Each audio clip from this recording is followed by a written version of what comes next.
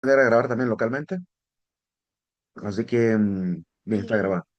Dime, ¿alguna pregunta por este, ahorita? sí, sobre la línea del tiempo, pues yo ya la hice y ya la subí a la plataforma. Pero ahorita usted acaba de decir de que tiene que llevar un poquito de contenido porque yo coloqué la imagen, el nombre del personaje y coloqué el año en el que pasó, em, como por ejemplo en el año 400 fue la fundación de la ciudad maya de Copán. Mm, Está bien, solo así yo tenía que haberle colocado No, más. así, una línea, está bien, sí, no más que Ah, eso. ok. Sí. Yo lo único que hice fue de que poner el año, el nombre del personaje y un pequeño concepto y la imagen. No sé, porque De no los llevo. personajes no ocupo conceptos, solamente del evento, quizá una o dos Ujú. líneas sobre el evento. Ok. Esa Sí. ya la subí yo a la plataforma también. Ok, bien, voy a pasar lista. Ya pasó el tiempo prudencial. Vamos a ver. Elvin Emanuel, Presente, Lick. Kevin Alexander, Kevin Alexander, Jason René, Jason, ¿no está? Presente. Ok. Olman Jaciel, Presente. Ángel David, Presente. ah, Cristel Clarisa, Cristel, Y presente. no, Noel Edgardo,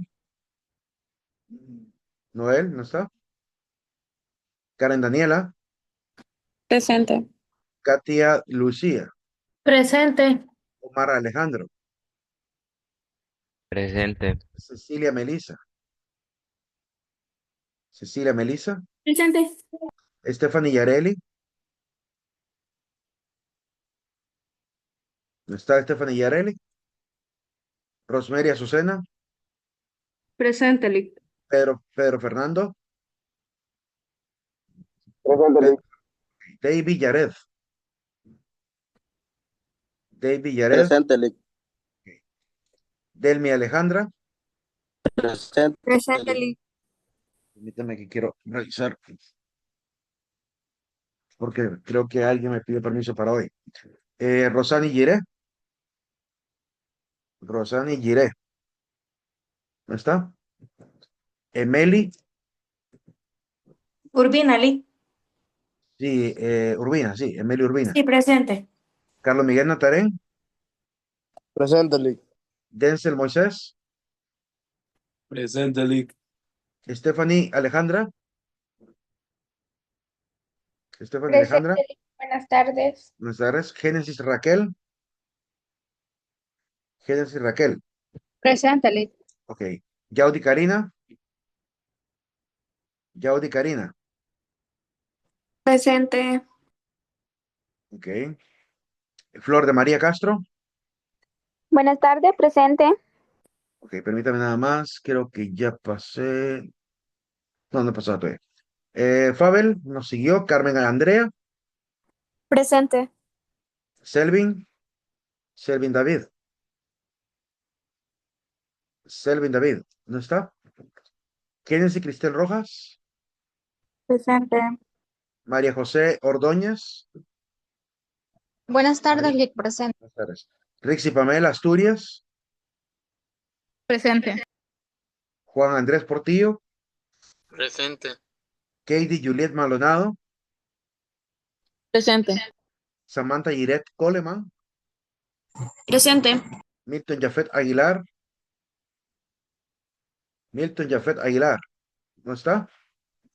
Marilyn Soani López, Marilyn Soani, ¿no está? Presente. Ok. Samuel Alejandro Salazar, Presente. Yasmín Ariana Rodríguez, Yasmín Ariana, ¿no está? Shirley Dayan, Shirley Dayan, ¿no está? Presente, Lick, disculpe. Ah, ok. El que pidió permiso fue Angelo Zacapa. Ok, listo, permiso. De hecho, tiene constancia de, oye, 28 desde ayer. Ok, con razón. Ayer también faltó. Está enfermo. Cristian Raúl Cruz. Presente, Lick. Laura Cruz. Laura Cruz, ¿no está?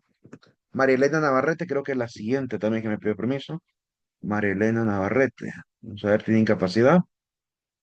María Elena Navarrete de ayer, del 26 y 27. O sea, tiene permiso ayer y también. Listo, María Elena Navarrete no está ahorita, porque la incapacidad le quedaba hasta ayer. Pero bueno, por los síntomas que presenta, me parece que es lógico que, no que faltara también hoy. Brittany Claros. Presente. Ok, listo. Por eso es importante, miren, jóvenes, que entreguen la constancia médica, ¿verdad? Que diga tantos días de incapacidad, tal es la condición, porque también uno tiene la capacidad de conciencia, pues de saber, híjole, si me están diciendo que de repente le hicieron una cirugía y ya lleva 2 días, ¿cómo se llama?, en recuperación, supongo que por una cirugía puede incluso alargarse. Uno puede comprender de repente esa circunstancia, pero cuando no le dicen a uno, solo le dicen, fíjese que falta porque no pude estar, ¿verdad? Y no le dicen ni siquiera la causa, ni razón, ni motivo. O le fíjese que me enfermé, pero ya sigo mejor, ¿verdad? Y entonces esas enfermedades rapiditas no son condición suficiente para faltar a clase. Tiene que haber constancia médica siempre. Vamos a ver. Estamos viendo un poquito el tema de la revolución industrial para ver un poquito también la historiografía de este momento. Habíamos mencionado nada más que había comenzado en Inglaterra y el tema era por la producción de textiles. Había Lick, mencionado, dime, disculpa, no me mencionó o no le escuché yo. Stephanie tú, Carranza. vamos a ver. Sí, te mencioné porque ya te había puesto falla. Recuerda que yo cuando pongo falla es porque repetí hasta 2 veces el nombre y todavía dije, no está, ¿verdad? O sea, yo soy bien, por esta cuestión de la condición TDAH, soy bastante perfeccionista en ese tipo de cosas. Entonces rara vez me equivoco, ¿verdad? Con respecto a esta situación. Y lo digo porque hay varios que han perdido ya derecho, siguen presentes, ¿verdad? Y les animo a seguir, terminar el periodo, ¿verdad? Pero sepan que no van a poder hacer examen aunque hayan venido hoy, ¿verdad? Recuerden que con 4 inasistencias se pierde derecho. Si usted no está presente al pasar la lista, se le pregunta hasta 2 veces el nombre y no responde, y al final incluso vuelvo a repasar, como ahorita voy a hacer, repasar los que pudieron ya haber entrado para quitar la inasistencia. Kevin Alexander ya vino, ¿no vino? Kevin, Noel tampoco, ya vino Noel Edgardo, ¿no? Rosani Giré, ¿no está? Selvin David, ¿no está? Milton Jafet, ¿no ha venido? Yasmín Ariana, ¿no ha venido? Y Laura Cruz, no ha venido. Yo siempre trataré de hacer esto de una vez pasado de lista, vuelvo a repasar rápidamente los que pudieran haber llegado tarde y no estaban al momento de pasar lista. Así que no hay manera de que yo me pueda equivocar en esta parte. Si ustedes no contestaron, queda la falla. Buenas tardes, licenciado. Acabo de entrar porque tenía un problema con la plataforma. Ok, María, listo. Sí, yo casi supuse que podría ser una expansión del permiso que me habían mandado, pero está bien, qué bueno que haya venido. Qué bueno que siga mejor. Lick, Y entonces tengo Demi, la sí te falla. escuché. Sí, que Stephanie, no, ya te la quité. Ahorita, Ah, porque ok, todavía gracias. acabo de quitar. Y Delmi también ya te había escuchado. Bien, David, prosigamos. David Lick, que no tengo más las Eh, señales. ¿A quién? ¿A Davy? ¿O Sí, Jared? Ok, permítame. Davy Jared. Sí, listo. gracias. Sí, ok. Bien. Entonces, platicándoles un poquito cómo estaba la condición durante la era industrial en Honduras. Para este momento, Honduras quiere entrar también en la misma dinámica internacional de la producción. Y claramente habían familias que pretendían también estar a la vanguardia, ¿verdad? Generar industrias familiares, haciendas familiares, proyectos de empresa. Por lo cual, durante este momento, en pleno 1800, ¿verdad? Se dan ciertas reformas en Honduras, incluida la famosa reforma liberal, con la esperanza de modernizar Honduras para que esté claramente al día con respecto a lo que los demás países industrializados están haciendo. Se trajo la Biblioteca Nacional, el telégrafo, se mejoraron las condiciones de las carreteras, se modernizaron puertos, se puso el sistema telegráfico, un montón de cosas que pasaron durante la reforma liberal que veremos más adelante. Por lo cual, Honduras quiere entrar en esta dinámica. El problema es que todavía era un pueblo muy pobre. Y entonces los únicos que van a realmente salir adelante son los grandes centros progresistas de Honduras, como San Pedro Sula, Puerto Cortés, ¿verdad? Progreso, Ceiba. Son lugares que van a salir adelante durante este momento, sobre todo con la llegada del capital extranjero, aunque esa llegada del capital extranjero no fue nada beneficioso para Honduras tardíamente. En principio sí, porque claramente se motivaron nacimiento de empresas, empleo, los trabajadores animados a comenzar una nueva dinámica, ¿verdad? Ya no depender tanto del campo, sino también trabajar en campos que tienen que ver con la producción para la exportación. Entonces cambia un poco la dinámica, pero como se darán cuenta ustedes si leen un poco más de la historia hondureña, todo se fue a peor porque la condición de los políticos de turno, más el tema del afán de lucro de las empresas capitalistas que vinieron de Estados Unidos, incluidos también algunas familias extranjeras que vivían en Estados Unidos y que vinieron a invertir aquí a Honduras, como los hermanos italianos Vacaros Brothers, claramente generan una cantidad de problemas, ¿verdad? Que vamos a ver más adelante. En este momento cambia muchísimo la dinámica social, tanto en Europa como en América, ¿verdad? En este momento hay un cambio de la fisonomía de las ciudades, carreteras, bueno, puertos, como digo. Hay una innovación en tecnologías. Primero, como les mencionaba, hay 4 etapas de la era industrial. Aparentemente vamos por la quinta. Había mencionado que la primera era por la máquina del vapor, la segunda era por el motor de combustión, la tercera por el uso del acero y aparentemente vamos por la cuarta con el tema de la producción por medio de inteligencia artificial y todo esto, la parte digital, por así decirlo. Y en este sentido, pues, no se ha detenido, pues, la revolución industrial. Desde que comenzó ha seguido en marcha, ¿verdad? Ha estado cambiando, como también cambian las tecnologías. Detalles importantes que hay que mencionar. Durante este momento, la revolución industrial claramente propició el liberalismo especialmente económico. Y hay un tipo de liberalismo económico que se puso muy en boga durante esta temporada, este tiempo. Me refiero al liberalismo aprendido en Inglaterra, el liberalismo que después será llamado liberalismo manchesteriano, donde el énfasis se pone más en la acumulación de riqueza regida bajo leyes que en la protección de la persona como trabajador u obrero. Y ese es el problema que va a generar también en Europa otro conflicto, ¿verdad? Van a aparecer grupos disidentes, grupos también molestos con la situación tan precaria para el trabajador, para el obrero de las grandes industrias, que van a empezar a levantar claramente el polvo de las dificultades que vivían y empiezan claramente a generar revoluciones. Me refiero, por ejemplo, a los movimientos obreros que aparecieron a finales de 1800 y que van de la mano también con algunos aportes filosóficos como Karl Marx o Federico Engels. Así que el pensamiento de estos hombres va a ser muy iluminador durante este momento para poner claramente también la historia en el curso de hacer denuncia, ¿verdad? La historia como una herramienta para hacer denuncia sobre lo que está pasando también con respecto al conflicto entre el empresario y el trabajador. La historia de esta época refleja también mucho individualismo. Aquí lo que importa es lo que se está haciendo, ¿verdad? En cada lugar específicamente. Denota también mucho autonomismo. Cada pueblo está viviendo su propia historia, ¿sí? Una cosa es lo que pasa ahí en Noruega, otra lo que pasa en Inglaterra, otro lo que pasa en Francia. Cada quien está pegando una carrera, ¿verdad? Por la revolución industrial de manera muy particular.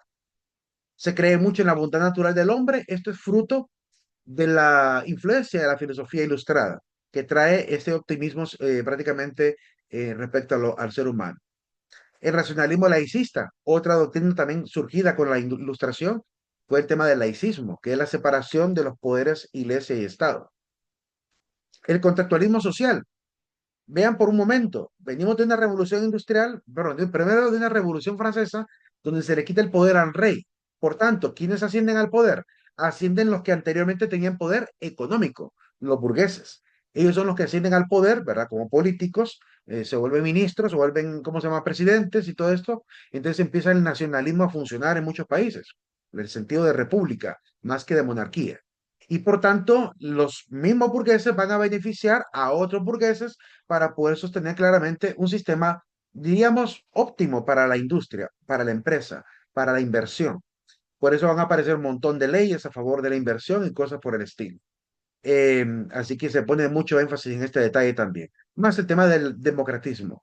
Después de que aparecen los grupos, diríamos, que lucharon a favor de la sociedad obrera, los sindicatos, los movimientos de partidos socialistas, por ejemplo, el Partido Obrero también que fundó Karl Marx, todos estos partidos que van surgiendo con el afán de levantar prácticamente al trabajador, empiezan también a querer demostrar que la historia se puede también sostener con una democracia. es decir, con la fuerza del pueblo y de las mayorías, y no solamente con la de los burgueses, ni mucho menos con la de los reyes. Durante este tiempo en el cual se están desarrollando los pueblos, hay afán de progreso, minería, de agricultura, de educación también. Hay mucho afán por incentivar esto en los pueblos, sobre todo en América. En América claramente acaba de nacer 1821.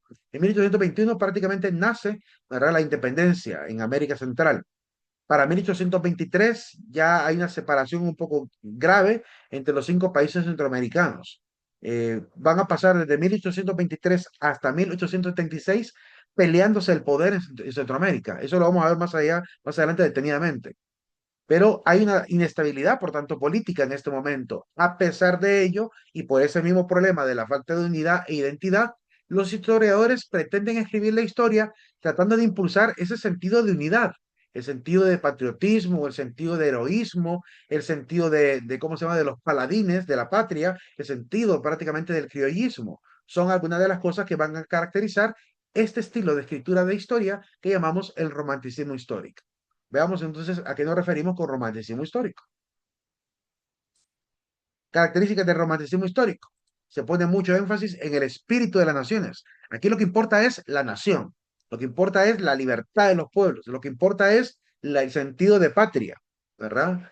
Y es lo que intentan inculcar en los discursos, en el periodismo, en la literatura durante este momento. También hay un interés claramente por exaltar los sentimientos patrióticos, por levantar el orgullo, ¿verdad? De la federación, de los independentistas, de cualquier movimiento que haya surgido en este momento. Hay una exaltación también de las virtudes, y sobre todo en aquellas que sirven para la colectividad, el sentido de, no sé, de solidaridad, el sentido de unión, el sentido de libertad, estos sentimientos y características esenciales que definen a cada colectividad, pues son identificadas y son propuestas también para mantener siempre la unidad y la identidad. Además, se exalta a los líderes. Aparece la figura de los ilustres, de los paladines, de los grandes políticos. Miren que se le va a poner más énfasis en estos libros de historia que se escribirán en este momento, se pone más énfasis en lo bueno que hicieron y en lo noble o sublime que hicieron que en la vida particular de ellos. O sea, ¿qué nos interesa a nosotros si Francisco Morazán tuvo una, dos o tres mujeres? Lo que le interesa al historiador en ese momento es el sentido de unión que realmente incentivó, el que se convirtiera en el paraíso centroamericano.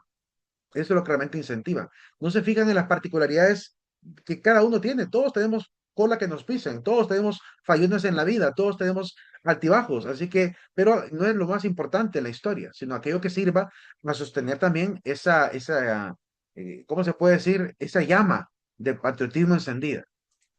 Por lo que la narración tiende a ser más novelesca y hasta poética, muy epopeica en realidad, en este momento.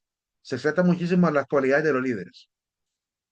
Exalta los escenarios, las batallas, las campañas, como por ejemplo, miren cómo somos también, quiero decirlo, sí, miren cómo hemos querido mantener el orgullo de incluso de las batallas, que en nuestro 5 el Empira, en el Empira número 5, ¿verdad? Aparece la batalla de la Trinidad, la batalla de Francisco Morazán, para sacar afuera del país a Justo Milla, que había usurpado el poder quitando a Dionisio de Herrera como jefe de Estado de la nación. O sea, así es prácticamente el sentimiento que se incentiva en este momento.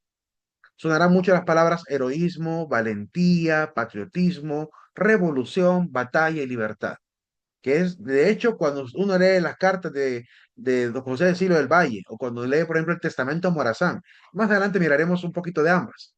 Por lo menos el testamento sí tenemos que ver los detalles del testamento de Morazán, además de algunos escritos, pequeños escritos sobre este orgullo americanista que José de Silo del Valle intenta inculcar en la gente de ese momento. Hay empatía del historiador. El historiador pareciera como que hubiese sido un testigo ocular de lo ocurrido. Es que cuando uno mira, por ejemplo, la obra Morazán, Lauresi y Ocaso ¿cómo se llama? De Artola, donde él narra cómo fue el fusilamiento de Morazán. Después de que lee lo del acta, o mejor dicho, pone el acta de Morazán para que podamos leer su testamento, después de ese testimonio ya empieza la narración. Y la narración es como que él hubiera estado ahí viendo exactamente cómo ocurrió. En el ángulo suroeste de la plaza, pusieron a Morazán junto a Villaseñor lo sentaron en una silla al piquete porque estaba un poco drogado por una dosis de láudano que le dieron. Morazán le arregla los cabellos y le dice fácil, le dice suavemente, amigo, la posteridad nos hará justicia. O sea, la narración es bien rica, la narración es rica en detalles, como quiere dibujar prácticamente la película de ese momento, para que veamos los detalles tanto de los valores, los últimos sentimientos de Morazán. Todo eso se puede captar en la narración de estos historiadores, que aunque Artola no vivió en esta época, siguió el mismo espíritu del romanticismo histórico, que es así como se escribe la historia.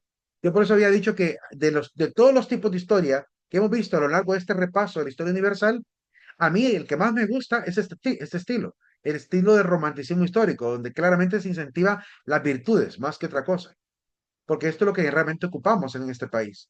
Ocupamos levantar el patriotismo, ocupamos levantar el orgullo de ser hondureño, porque realmente estamos tan pisoteados a nivel internacional por la mala fama de los políticos que hemos tenido y además pisoteados por los políticos que hemos tenido. Entonces, claramente, este pueblo a veces incluso nos avergüenza a veces decir que somos hondureños por la circunstancia política que hemos vivido en los últimos, ¿qué? 50 años o más años. Porque en realidad los problemas de Honduras, desde el tuvimos una temporadita mala ahí con Carías, después de Carías vino un poquito de democracia con Juan Manuel Gálvez, luego cayeron los militares, después de los militares hasta el año 80 volvimos otra vez a recuperar un poquito de la democratización de este país. En los años 55, 57 tuvimos a un excelente presidente que intentó sembrar las bases del liberalismo, pero no lo dejaron. Es decir, hemos tenido altibajos, ¿verdad? De cómo ir levantando este país, pero han sido más los bajos que los altis. Desgraciadamente hemos tenido demasiados momentos difíciles en este país por culpa de la ambición, por culpa de la arrogancia, por culpa de la ignorancia, ¿sí? Y hemos tenido muy pocos gobiernos verdaderamente ilustrados. Por eso José Cecilio del Valle nos va a clasificar la historia hondureña prácticamente en tres estilos de etapas, por así decirlo, o estilos de gobierno. Ya lo vamos a ver más adelante. Se exalta también, bueno, hay mucho apoyo sobre las fuentes documentales. Pasan mencionando, como dijo tal autor, y haciendo no presentan la cita como la hacemos hoy, pero al menos mencionan, ¿verdad? Que en tal libro se encontraba tal testimonio. En América se refuerza la idea del criollismo. Hay que entender que criollo es hijo de español nacido en América. Sin embargo, casi en los siguientes 100 años después, se sigue manejando el sistema, el pensamiento del criollismo, casi como para todos, incluso los descendientes de españoles, aun cuando no fueran hijos directos de ellos. Es decir, para todo el que descienda de la familia española, la idea del criollo siguió todavía predominando. ¿Y qué es este criollismo? Pues claramente es incentivar lo autóctono, un enfoque totalmente nacionalista y hay demasiado optimismo político sobre lo que se está haciendo. En este momento se nota muy bien qué lugar de Honduras es progresista y qué lugar de Honduras es conservadurista. Por ejemplo, durante la época de la anexión con México, había un lugar, una provincia de aquí de Honduras que era extremadamente conservadora y no se quiso unir, perdón, que se quiso unir, y una que era muy reformadora, muy liberal, muy progresista, que no se quiso unir, ¿verdad? Es decir, hay dos ciudades en este momento de la época de la anexión a México, entre el año 1823 en adelante, perdón, 1821 al 23 se da este intento de parte de Agustín de Iturbide de unir Centroamérica con México, como estuvo anteriormente en el famoso Virreinato de México. Pero había dos posturas en Honduras, ¿verdad? De gente que se quería unir y gente que no. A que no adivinan, le voy a mencionar cuáles son las dos ciudades que entraron en conflicto en ese momento y ustedes me van a decir cuál les parece que es la más conservadora y cuál es la más progresista. Las dos ciudades que se peleaban por la anexión o no anexión a México eran Comayagua y Tegucigalpa. Ahora díganme ustedes cuál pueblo les parece que es más progresista y cuál más conservadurista. A ver, opiniones. Repite la pregunta, Lick. En ese momento de la anexión a México, dos provincias estaban peleando prácticamente el unirse o no unirse. Los más conservadores dijeron, nos vamos a unir, queremos permanecer tal como éramos en la colonia. Los no conservadores, es decir, los liberales, querían prácticamente separarse, ¿verdad? De México, porque no querían volver a caer en una monarquía. Pero estos dos lugares están entre Tegucigalpa y Comayagua. ¿Cuál de los dos es el más conservador y cuál de los dos es el más progresista para ustedes? Teu, el más conservador. ¿Quién? ¿Tegucigalpa, el más conservador? No Al tengo, revés, Digo es yo. al revés, Lee, que es al revés. Yo pienso que Comayagua es Comayagua es más más, conservador. Comayagua. Comayagua es más conservador, Lee. Comayagua fue el lugar donde hubo más conservadurismo. Claramente había sido capital de Honduras por mucho tiempo y que querían las familias de ahí tener control total. Tegucigalpa siempre fue más progresista. De ahí el por qué hasta la fisonomía de las ciudades actualmente cambia. Porque claramente, bueno, se nota más aún la diferencia hace unos 20 años atrás, ¿verdad? Ahorita ya casi están, no digo que están exactamente igual, porque realmente no hay tanto rascacielos, ¿verdad? En Comayagua. La ciudad central de Comayagua sigue estando prácticamente igual que Santa Rosa de Copán, ¿verdad? Con un desarrollo lento, ¿verdad? A diferencia de Tegucigalpa, que era muy progresista y, híjole, para arriba las empresas y las industrias. Es como San Pedro Sula. Comparar a Santa Rosa de Copán con San Pedro Sula, ¿cuál es el más conservador? Pues con Santa Rosa de Copán, ¿verdad? Y se nota hasta en la forma de vida de la gente. El grado que allá en San Pedro Sula hay un casco histórico, pero lograron, ¿cómo se puede decir? Mantener el equilibrio entre lo que es histórico y valioso, como los edificios, las fachadas y cosas por el estilo del centro de la ciudad, con el tema del desarrollo. Pero aquí en Santa Rosa de Copán ha habido un freno tremendo al respecto de ello, porque han habido claramente un comité que le hace llamar el casco histórico, que no quiere permitir que haya progreso en ese sentido, ¿verdad? Suponiendo que esto va a traer muchísimo al turismo. Sin embargo, yo puedo apostar que más gente va a San Pedro que a Santa Rosa de Copán. Es decir, la gente invierte más en San Pedro que en Santa Rosa de Copán, porque allá incluso hay mejores industrias que en Santa Rosa de Copán. Entonces, que mantenemos una idea tan errada con respecto al progreso que a veces creemos que manteniéndonos con un nacionalismo hermético cerrado, logramos progresar. Y no, realmente la historia nos ha demostrado que no es así. Y ya cuando miremos ahorita el materialismo histórico, ahí vamos a ver un poquito por qué. Primero hablemos del positivismo histórico. ¿Alguna pregunta hasta ahora? No, Lick. No, Lick. Ok. El positivismo histórico. Recuerden que el positivismo es una doctrina filosófica que aparece con Augusto Comte. Augusto Secoyo iba a decir, Augusto Comte. Que claramente aprende algunas de sus doctrinas de un anterior filósofo que se llamaba el Conde de Saint-Simon, que es Charles Henry de Rouvreau, el Conde de Saint-Simon. Así que algunas de esas ideas liberales y con afán a la ciencia, la aprende de él. Lo que pasa es que Comte lo sistematiza aún mejor y por eso a él se le reconoce como padre de esta doctrina. Ahora bien, ¿qué es el positivismo? Para explicar qué es positivismo histórico, hay que entender primero qué es el positivismo. No pretendo hacer una clase de filosofía ahorita, pero rápidamente les digo, la característica principal del positivismo es una fe incondicional en la ciencia, la técnica y el progreso. Es decir, lo que intentan motivar es el crecimiento de las ciencias naturales, en la tecnología, el tema del pensamiento del desarrollo, ¿verdad? Es lo que intentan cultivar. Y esto se pasa también a la historia. Claramente, cuando hablamos de positivismo histórico, es que tratamos de escribir una historia que sea realmente pragmática, es decir, que sea útil, que sea realmente buena para cambiar a los pueblos. No una historia simplemente por rellenar, por contar cosas viejas, sino que claramente debe ser con una visión de cambio, ¿verdad? Que eso es lo que va a caracterizar la escritura de la historia de este momento. Se escribe historias solo en su relación con los métodos de las ciencias exactas, los avances, los inventos, es lo que más interesa en este tiempo. Estamos alrededor, finales de 1800, principios de 1900. Se exalta como forma de conocimiento de la descripción simple de los fenómenos. Pero lo único que importa es contar qué pasó, ¿verdad? Narrarlo rápidamente sin andar haciendo tanta reflexión, que es lo que intentan hacer, ¿verdad? Para realmente dar estos saltos de conocimiento rápidos, porque claramente en este momento el pensamiento inmediatista va a aparecer tarde o temprano. El querer todo rápido, fácil y directo, ¿verdad? Que eso es lo que llamamos pragmático. Entonces, de la filosofía pasó a la sociología y de la sociología pasó a la historia.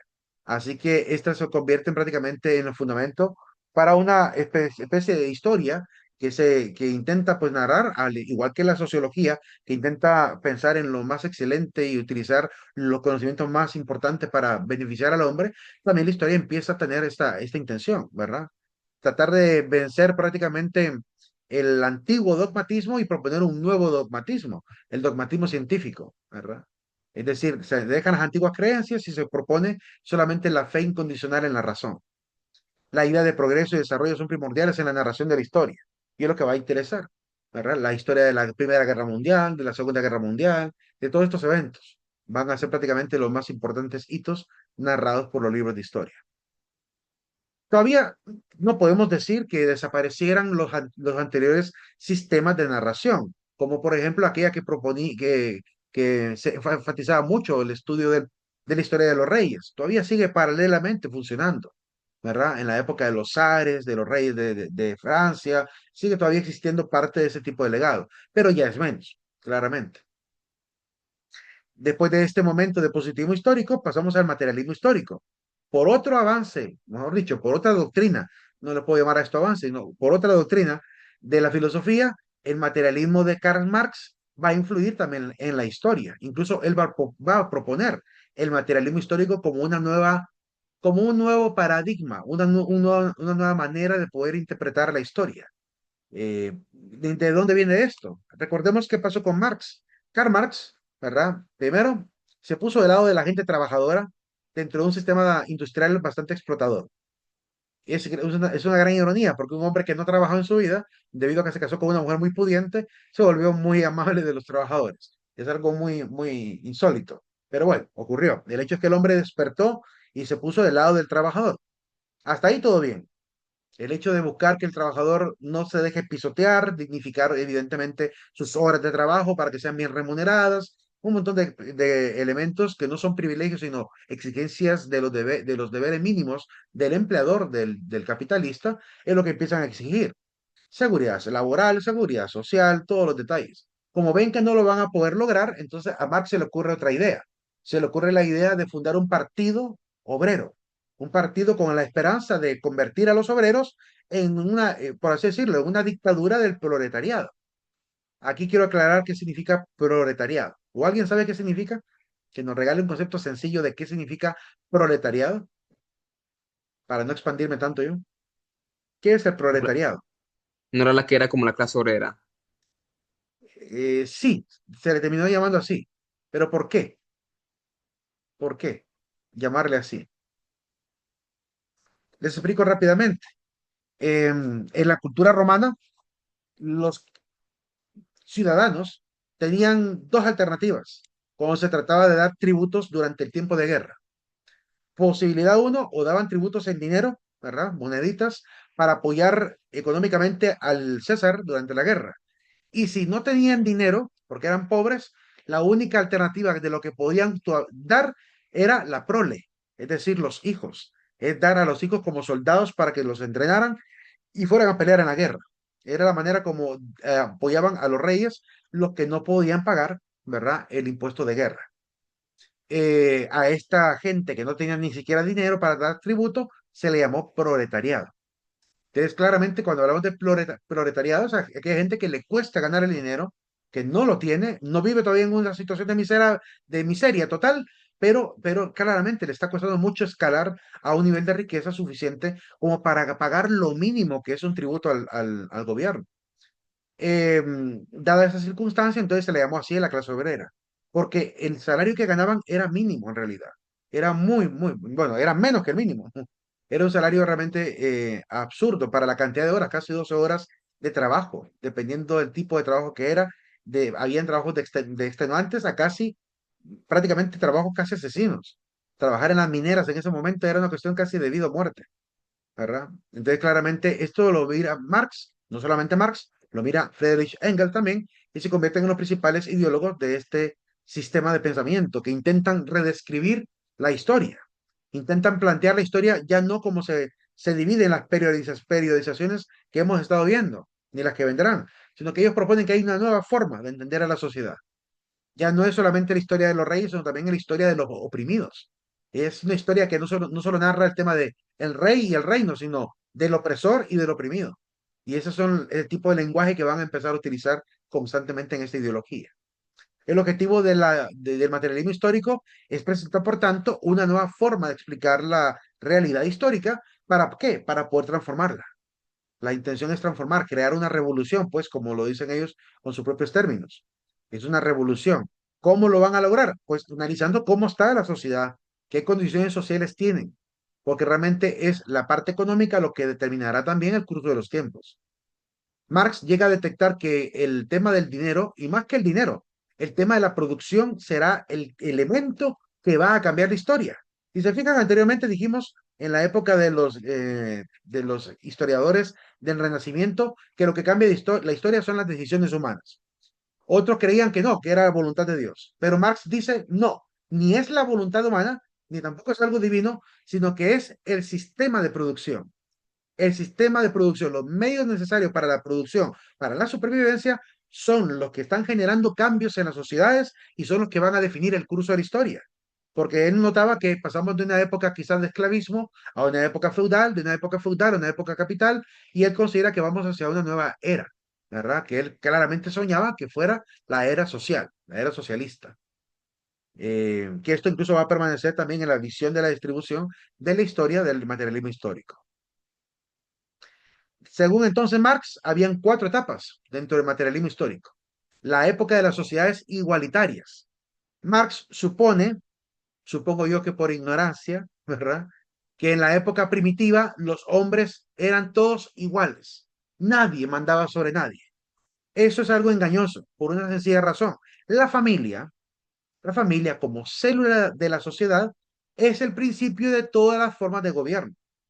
Si en una familia había un padre sumamente benevolente, también en un gobierno podría llegar a haber un rey benevolente. Si en la familia algún padre era un tirano con sus hijos, también podría haber tiranía en la política. Es decir, en la familia se vive el primer estado, el primer gobierno. Es entonces absurdo considerar que todos tenían el mismo rango y la misma oportunidad. Incluso entre los diferentes clanes, siempre leían al más importante del clan. Y en época de la barbarie, quien gobernaba era el más fuerte. Vivía en una sociedad arminiana, donde primaba la ley del más fuerte. Entonces, ¿en qué momento hubo verdadera sociedad igualitaria? Que realmente Marx de antropología, por lo visto, no sabía mucho. Ya que sabía poco de todo, en realidad.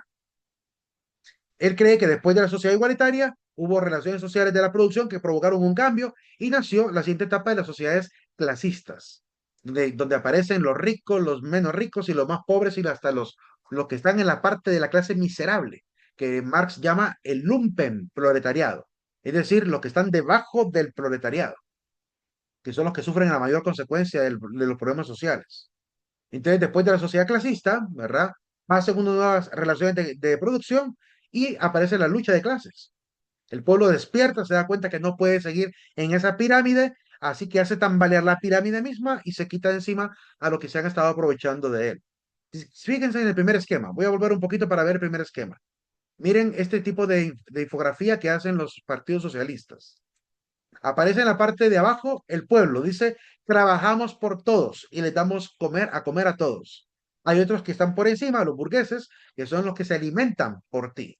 O sea, yo trabajo para que tú seas rico y te compres tú lo mejor que puedas. Y se fijan, por ejemplo, Marx notaba esto, que la gente que trabaja en la escala más baja nunca podía darse el lujo de comprarse un pantalón o una loción de la marca que compraba el señor burgués. Nunca. No le alcanzaría el sueldo para podérselo pagar, ¿verdad? Entonces, claramente es un sistema, para Marx, un sistema esclavista todavía. Por encima de los que están claramente organizando las industrias, están los que defienden, en este caso, los que matan incluso al pueblo. Los que están defendiendo a quienes, los que están más arriba, que según los socialistas, arriba están los clérigos, y supuestamente están las religiones para engañar a los pueblos. Eso es lo que creía Marx, ¿sí? Sin embargo, en la historia hondureña, la iglesia por católica, por lo menos, ha estado a favor de la libertad del pueblo. Si no, pregúntense, ¿quién fue José Matías Delgado, sacerdote católico, que fue padre de la patria de El Salvador? ¿Quién fue, por ejemplo, el padre Mariano Calvo, los padres Aguilares, los 3 sacerdotes Aguilares, que son sacerdotes libertarios, sacerdotes de la independencia de El Salvador? En Honduras tuvimos a un sacerdote muy progresista, muy a favor incluso del gobierno de Morazán, durante Morazán se portó bien. Me refiero al padre José Trinidad Reyes, que motivó la educación en Honduras para que todo el mundo pudiera escalar a niveles educativos de universidad. Comenzó primero con una sociedad llamada del genio emprendedor y del buen gusto. Y así fue escalando la historia hasta no convertirse en universidades. Entonces, venir a decir que la iglesia realmente es la que se aprovecha y quiere ver a la gente engañada, pues no sé a qué tipo de iglesia habrá conocido Marx. Quiero contarle que Marx es de Alemania, de Prusia. Entonces, muy probablemente la religión que conoció es la luterana, porque católicos ahí muy poquito quizá había, ¿verdad? Porque estamos apenas a 200 años después de la gran destrucción de Europa por el tema de la división de las iglesias. Así que por lo menos todo lo que era la Prusia, que hoy en día llamamos que es Alemania, toda la parte de Alemania, Prusia Oriental y Occidental, toda esa parte, ¿verdad? Del antiguo Imperio Germano era protestante en ese momento. Entonces no sé si es que ese es el tipo de religión que él se refiere, porque en la experiencia católica ha sido muy diferente. ¿Verdad? En América Latina, por ejemplo, en el caso de América del Sur, los que incentivaron el crecimiento de las universidades, además que trajeron todo el conocimiento de René Descartes, de un Blas Pascal, de todo esto matemático como Wilhelm Leibniz, ¿verdad? Fueron los jesuitas, sacerdotes jesuitas, católicos. Ellos motivaron la educación en América del Sur, en las grandes misiones de los jesuitas. Estuvieron al frente de las grandes universidades, los dominicos también, ¿verdad? Con toda la filosofía y todo esto. Entonces, creo que Marx tuvo una experiencia muy, muy chiquita, ¿verdad? Que le hizo creer que arriba de los que disparan están siendo protegidos también los de los clérigos. He visto más bien al revés, que los militares terminan matando sacerdotes. En México, las dictaduras militares mataban sacerdotes por celebrar la misa, ¿sí? En la época de las grandes dictaduras. Entonces, Marx vio otro tipo de sociedad, que aquí no nos ha tocado ver ese tipo de sociedad. Porque aquí más bien mandan a matar a los sacerdotes, como mataron a un sacerdote allá en Tegucigalpa, creo que no fue en Tegucigalpa, ¿o dónde fue que lo mataron? Al padre Quique, ¿verdad? Que lo encontraron prácticamente acribillado. Un sacerdote que no tenía pelos en la lengua para decir la verdad, para hacer crítica a los políticos de turno de nuestro país, y lo mataron, ¿verdad? Por decir las cosas como tenía que ser. O si un sacerdote se atreve a hablar, entonces lo ridiculizan al extremo, dicen que está un poco desequilibrado, que le falta caridad, ¿verdad? Como doña Xiomara, hablando en contra del padre Sandro Aguilar, porque el padre Sandro dijo una gran verdad sobre esta familia, ¿verdad? Y empiezan a, no, o Rixi también creo que habló en contra del padre Sandro, por lo que se hizo viral, que él dijo, ¿verdad? Les molesta tanto la verdad de la Iglesia Católica que claramente más bien la quieren destruir. Y eso ha pasado en todos los regímenes de tipo socialista. Así que no es cierto que siempre han estado al frente del poder y controlándolo todo. A veces hemos sido también, han sido claramente perseguidos.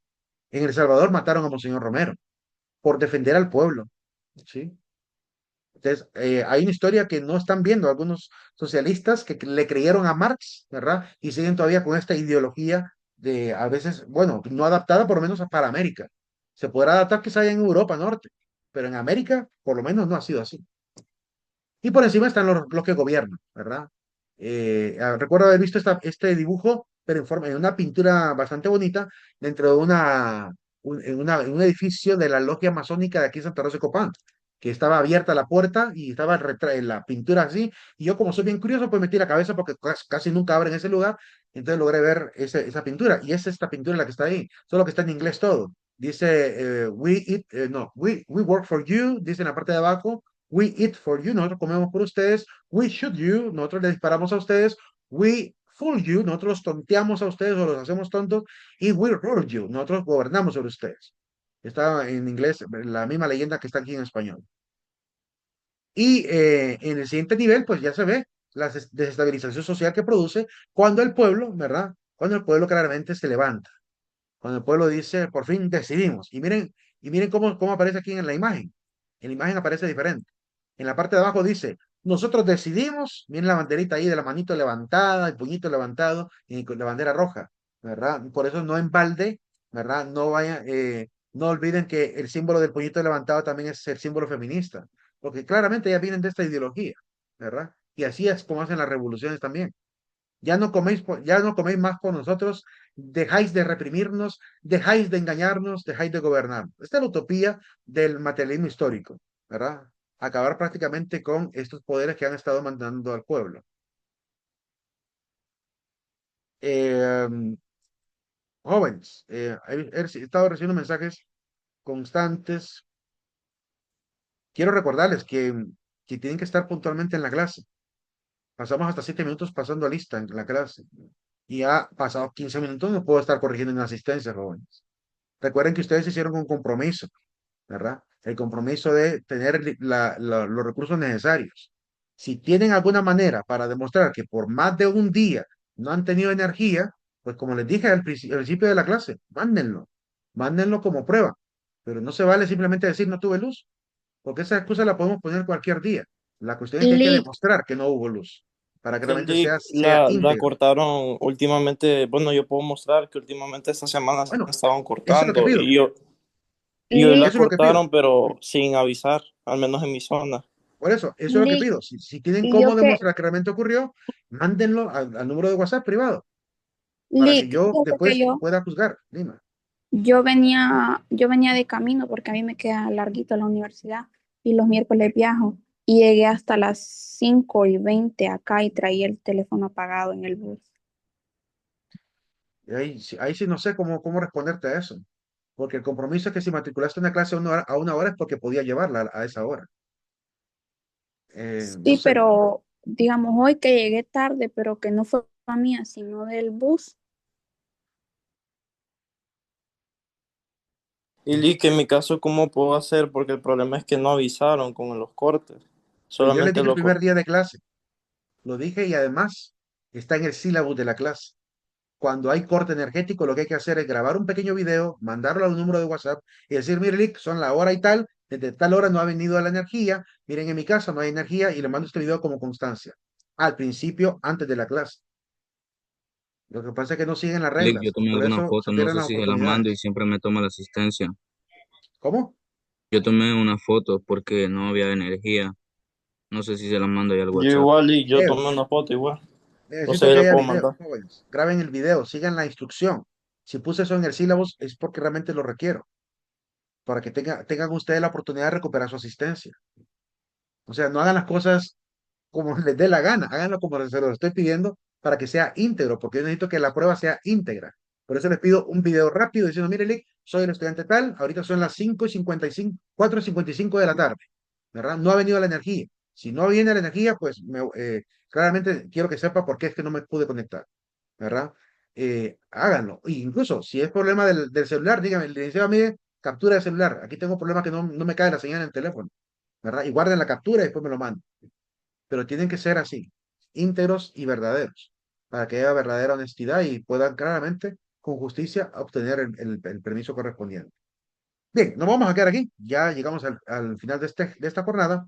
Les invito a conectarse el día de mañana. Mañana tenemos una pequeña charlita, va a ser muy breve en realidad, sobre el valor de la verdad. Aquí la voy a dar en la clase, ¿verdad? A la luz de la historia vamos a ver esa charla, para que sea congruente con la asignatura y pues no se olviden de tomar sus apuntes porque deben entregar un informe y capturar pantalla para poder también meterlo en el informe. Así que nos vemos el día de mañana, jóvenes. Pasen un excelente día. Lick, entonces yo ya no puedo hacer nada con lo que le dije que venía en el bus y llegó tarde hoy el bus. Es que, ¿qué hago en ese caso? ¿Cómo corroboro que la historia es verdadera? Mm, La o universidad no me permite, le la puedo universidad no mandar me la permite, captura de un permíteme, la universidad mensaje. no me permite solamente confiar en la palabra del estudiante. Me piden que el estudiante tiene que demostrar con constancia, con documentación, para poder otorgar el permiso. Tiene que Le estar puedo mandar debidamente un mensaje justificado. si quiere que le mandé a mi mamá cuando ya llegue. Bueno, Lick, yo eso lo se único les- que tengo es un video, si quieres se lo envío. mándenlo con su nombre Listo, para listo, poder yo lo envío. otorgar ese permiso.